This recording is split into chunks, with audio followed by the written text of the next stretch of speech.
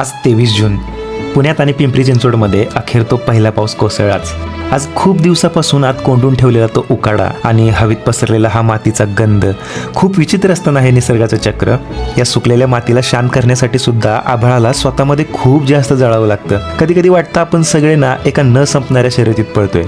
पाठीवर जबाबदाऱ्यांचं ओझं, मनात हजारो न बोललेले शब्द आणि चेहऱ्यावर एक खोटं हसू. या सगळ्या धावपळीत आपण किती रिकामे झालोय ना हे कधीतरी शांतपणे विचार केल्यावरच जाणवतं. पण आज जेव्हा या पहिल्या पावसाचे थंड थेंब थेट चेहऱ्यावर आदळले ना तेव्हा कुठेतरी चेहऱ्यावरचं खोटं हसू गळून पडलं. बरं झालं हा पाऊस आला.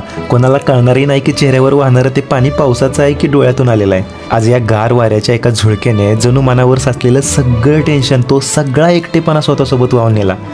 आता पाय आपोआप घराकडे वळत आहेत, कारण घरात गेल्यावर आईच्या किंवा स्वतःच्या हाताने बनवलेली गरम गरम भजी आणि चहाचा तो पहिला घोट जणू सांगतो की काय नाही रे, सगळं ठीक होईल.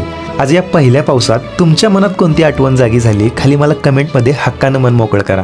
बाहेर निसर्गाचं हे अथांग रूप बघायला नक्कीच जा मित्रांनो. पण एक भाऊ म्हणून सांगतो, रस्त्यावर खूप घसरण आहे. घरी तुमची जीवापाड वाट बघणारी कोणीतरी आहेत, त्यामुळे गाडी प्लीज हळू आणि शिस्तीत चालवा. बाकी काय नाही, टेन्शन कमी करा, स्वतःला थोडा वेळ द्या आणि नेहमी पॉझिटिव्ह राहा. चला भेटूया नेक्स्ट व्हिडिओमध्ये. तोपर्यंत बाय बाय.